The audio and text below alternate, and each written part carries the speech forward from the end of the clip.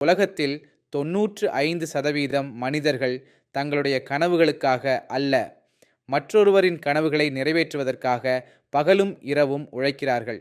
நம்மை மதிக்காத மனிதர்களின் அங்கீகாரத்திற்காக வாழ்க்கை முழுவதும் ஓடிக்கொண்டிருக்கிறோம். நம் பிரச்சனைகளை தீர்ப்பார்கள் என்று நம்பி தலைவர்களை தேர்ந்தெடுக்கிறோம். ஆனால் மனிதன் மனிதனே. அவன் வாக்குறுதிகள் மாறலாம், அவன் மனமும் மாறலாம். ஆனால் ஒருவரின் அன்பு மட்டும் ஒருபோதும் மாறவில்லை.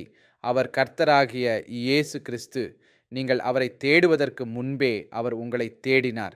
நீங்கள் அவரை நேசிப்பதற்கு முன்பே அவர் உங்களை நேசித்தார். நீங்கள் அவருக்காக எதையும் செய்யாதிருந்த போதும் அவர் உங்களுக்காக சிலுவையில் தம்முடைய உயிரையே கொடுத்தார். இந்த உலகம் சொல்கிறது, சம்பாதி, உயர்ந்து நில், நிரூபி, அப்போதுதான் உன்னை ஏற்றுக்கொள்வார்கள்.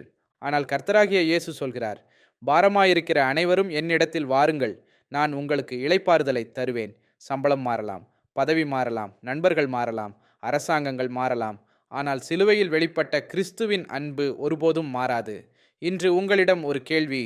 இந்த உலகத்திற்காக நான் இவ்வளவு ஓடுகிறேன். எனக்காக தன் உயிரையே கொடுத்த கர்த்தராகிய இயேசு கிறிஸ்துவுக்காக நான் ஒரு நிமிடமாவது ஒதுக்கி இருக்கிறேனா?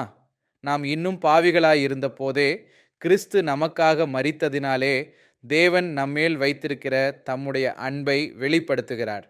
ரோமர் 5:8 இன்றே கர்த்தராகிய இயேசுவிடம் திரும்புங்கள், ஏனெனில் இந்த உலகம் உங்களை உங்கள் செயலுக்காக மதிக்கும். ஆனால் கர்த்தராகிய இயேசு கிறிஸ்து நீங்கள் ஒன்றும் செய்யாதிருந்த போதே உங்களை நேசித்தார்.